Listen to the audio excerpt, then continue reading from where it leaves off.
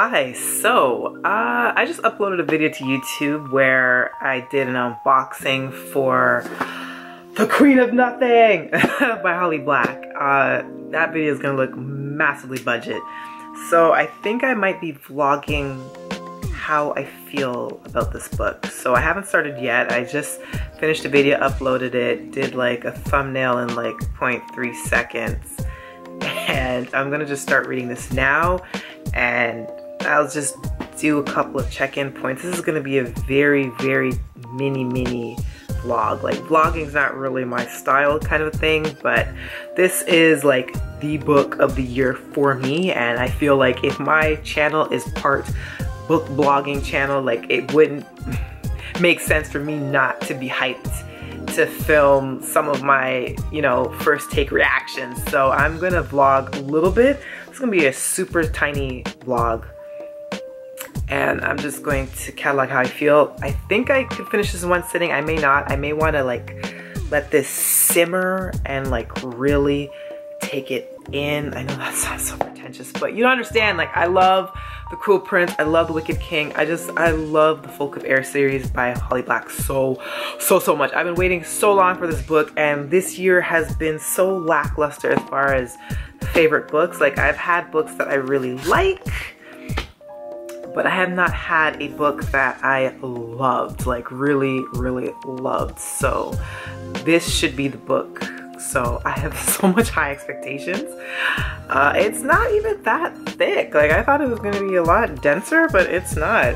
But anyways, I don't care. I'm reading this, and I will let you know my thoughts in a bit. Okay, so this is pretty random. I'm filming in the powder room, but there's just a lot of noise disturbance, so there's gonna be a couple of clips just cutting in of me eating and reading a little bit, and then I'm going to head back into it. But so far, I've read the prologue of Queen of Nothing, and it's already giving you some backstory to why Cardan is the way he is, and it dwells a little bit more into the familial dynamics, which were already pretty venomous from what we learn in The Cruel Prince and The King of Nothing. But already I am loving it.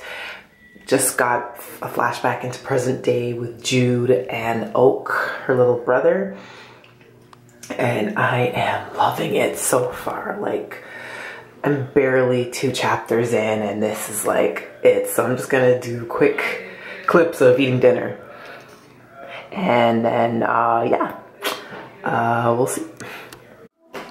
Horatio had died from a stab wound to the left side of his neck. The broad artery was severed. This was okay, and I am back. So I just finished dinner. Currently having a piece of, I guess, coconut cake, if you will.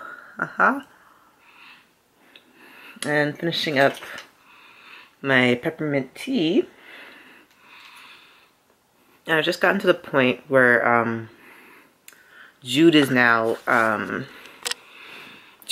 having to look for jobs to earn some money so that she can pay for rent for her sister and herself and her little brother Oak, because Vivian, that's her half sister, whose name was escaping me in my last video or so. I could not for the life of me remember her older sister's name. Vivian. Her human girlfriend Heather, of course, found out everything about Fae and their powers and being manipulated and all that stuff. So she's obviously broken up with Vivian. And now it's just Jude and Vivian bringing in the rent, obviously, for a month. So she has a liaison with one of the Fae folk that are actually in the mortal realm. And he sets her up for this job, which obviously is going to come with a heavy price tag. So Jude is like bargaining with him, and it's going to be about $1,000 or so. And you can tell already that whatever the job is, it's going to be pretty bleak. So apparently there is this cannibal fae creature going around killing off other fae that kind of live in the shadows, in the mortal realm. So they're fae, they're kind of keeping under the radar, and this fae cannibal is just going around killing people. So Jude is being sent on the hunt to now find this individual and obviously kill them. So you can already tell like the action's already ramping up, and I just love going back to Jude being that bloodthirsty character. And I find her quite likable just in the fact that she just gets so rough. Like, she just gets so dirty. I love her. I love her ruthlessness is coming back, and I want to see her in combat style. And I think, even though I went into this relatively unspoiled, I think there was like an excerpt that I read maybe months in advance of release of this book. And there was like this really brilliant fight scene between her and this fae creature. And I believe this is that scene that's going to be coming up really soon. So I'm actually really looking forward to that. So book is still great. I am now all well fed and finishing up a little bit of dessert, and I'll do another check-in. Okay, so I'm a little further into the book now, and we get a really cool reappearance of Carden in this dream sequence, and the dream sequence is super duper heartbreaking. And my poor girl Jude, oh, she's going through it. Oh, I have missed the world of Folk of Air so much. I can tell already I am going to love this book. Unless things take a really drastic turn for the worse, I anticipate this being a 5-star read, like, easily. And I so need it to be. Like, I want to have a book this year that I loved, because I just really felt underwhelmed, and this book is bringing it. Taryn is obviously back in the picture. She comes into Vivian's apartment after Jude has tried to have completed her kill assignment, which kind of went awry. And Taryn has a request for Jude to come back into Elfham. And she tells Jude that Locke is dead and that Taryn killed Locke. So I don't know if that's a trick. I feel like it's really early in the book for one of the most detested characters in this series, in my opinion, to be dead. So I just have a feeling Locke is not really dead, at least not yet. And he's going to pop up and just drive me up the wall. But for now, he apparently is dead. And now we're at the point where Jude has to make a choice of whether she's going back to Elfham and pulling off this little deception that her and Taryn are cooking up together. But yeah, it's getting so good. This is probably gonna be my last check-in for tonight. I might end up staying up all night for this, and I'll probably have my final thoughts tomorrow at some point. But yeah, already, like, if you're a big fan of The Wicked King and The Cruel Prince, I think you'll love this book. I mean, that's pretty bold of me to say this early on. Like, I'm not that far in the book. Like, I wouldn't even call this 10% I'm in the book. But yeah, I am loving it already. I've just missed this world so much. Oh, it's good. It's good. Anyways, bye. All right, so it's next morning. It's November 20th now, so I am still not done Queen of Nothing. I ended up going to bed, which actually kind of pisses me off because I wanted to stay up all night reading it, but I think I was a lot more tired than I initially anticipated, so I ended up having to save it. So I'm definitely going to be reading at work today for sure, but where I left off was actually at a great point. At this point, Jude has already come into contact with Carden. She went back to the High Court, and her and Taryn came up with this scheme that Jude would go back to Elfham, pretend to be Taryn, because Taryn is being questioned now for the murder of Locke. So Taryn's under implication, and the court doesn't realize that Jude has made that deal with Prince Dane where she no longer is affected by the Geese, or she's no longer being able to be glamored by the Fae. So Taryn wants Jude to go as her, pretending to be her, so that when she's under questioning that she can lie to them. and save her. And she meets up with Carden, and like you can tell already that he knows it's Jude, and he's like playing along. And then he says to her, you know, you're gonna come up to my bedchambers because there's like this whole big spectacle made in the court where they want to actually take off Jude's garments to just show to show if it's actually really her. It's kind of hard to explain. I'm not doing a great job. See, I'm not really good off the cuff, right? But anyways, she ends up into his chambers, and you know, he basically calls her out like, I know it's you, Jude. Like, you couldn't possibly have thought I wouldn't recognize it was you the minute you walked into the court. And I'm like, oh, this is amazing. Anyways, it's getting really, really good, and things are definitely propelling forward really at accelerated rates, and I'm just so excited. But I'm about to be late for work, so I'll do another update when I'm further along. Hopefully I am done this book. I'm not gonna be vlogging out here for like days on end.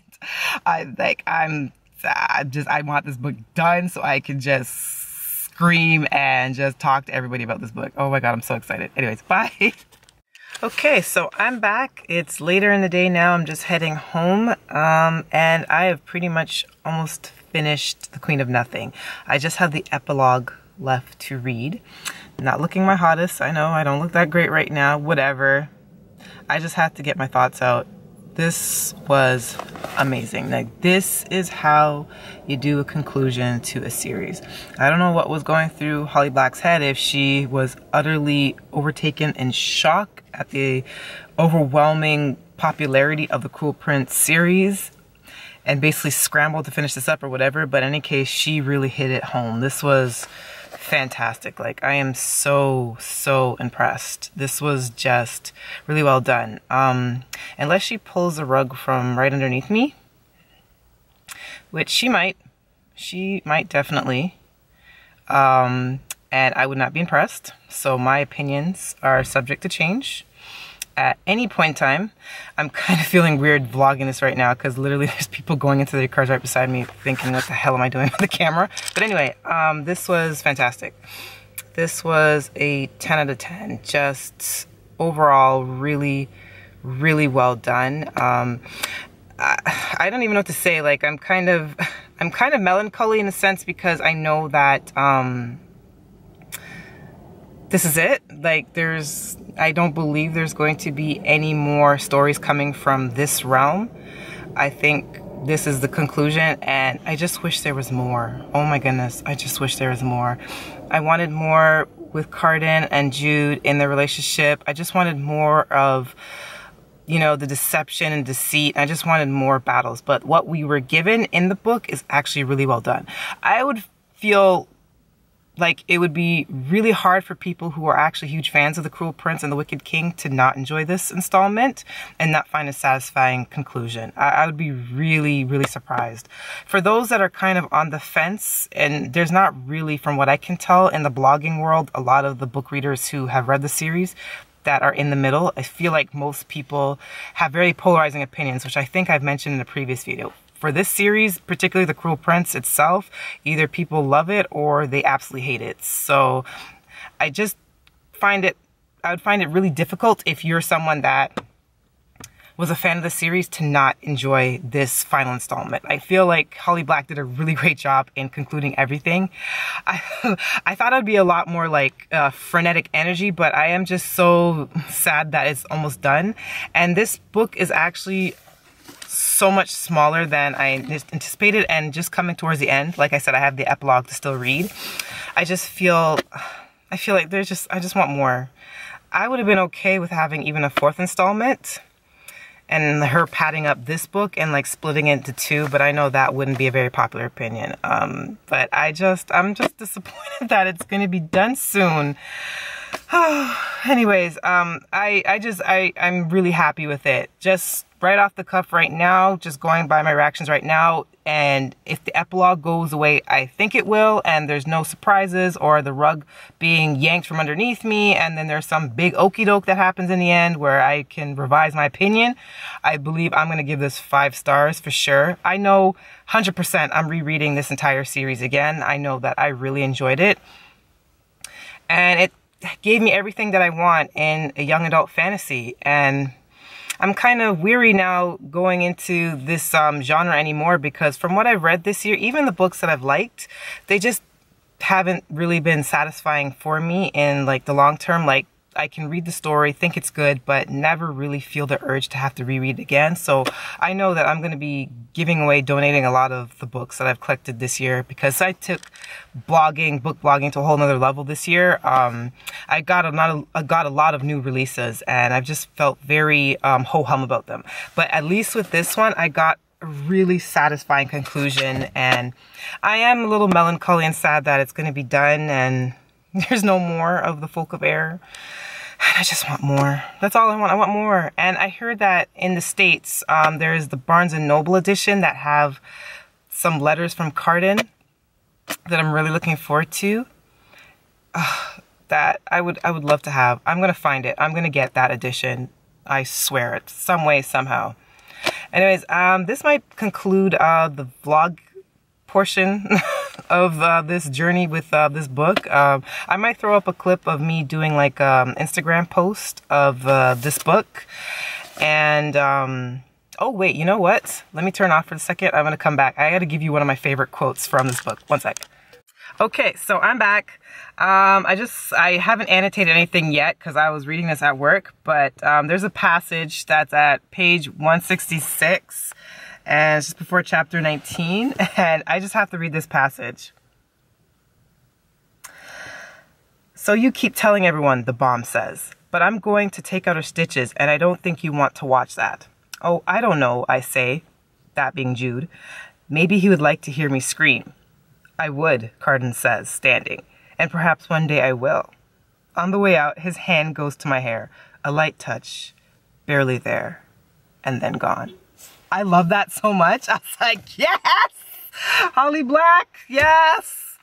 Oh, there's so many good little tidbits in this. Like I said, if you really enjoyed The Cruel Prince and you love The Wicked King and you love the dynamic of Jude and Carden, I can't imagine that you wouldn't enjoy The Queen of Nothing. I'd be really shocked. If anything, if I'm being bluntly honest, I do wish the book was longer. I really do.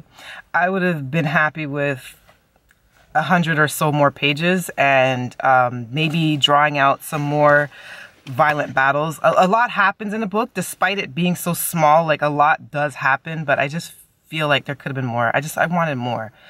But that doesn't change the fact that I still think it's a 5-star read. Absolutely one of my favorites of this year, if not my favorites. And that is a very small list, unfortunately, this year. There's books that are just like meh to me, and books that I've hated, and books that don't even warrant a second thought because they just kind of came and went for me, where I read them and they didn't have any lasting impact, which is unfortunate. It's kind of a harsh thing to say, which makes me feel uncomfortable. I hate being really negative or down towards books in general, but Holly Black brought it. She brought it with this book. I'm really happy with the conclusion. If the epilogue doesn't completely flip the script, which I'm still anticipating. Like, the whole time I've been reading this, I'm like, oh my god, oh my god, oh my god. When's the twist happening? What's happening? What's happening? But it's been a really satisfying ride, and a lot of people had taken issue to the cover, but the cover, to me, I liked it from when it was revealed, and the cover is really fitting. The cover is really fitting for everything that takes place in the book. Like, every last detail of the cover, just it's all connects. The snake, everything, just everything perfectly. But anyways, I think I'm gonna leave it at that. Like I said, I might throw up another clip of me doing an Instagram post. That's if anyone cares.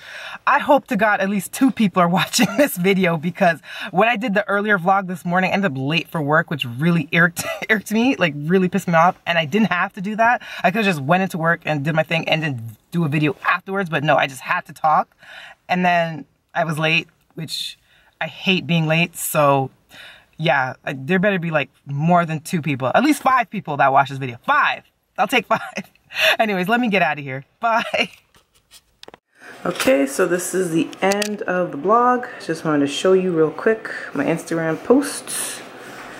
Got the flowers here, got my little flower lights here, and that is pretty much the end of it. Got the umbrella lights as well.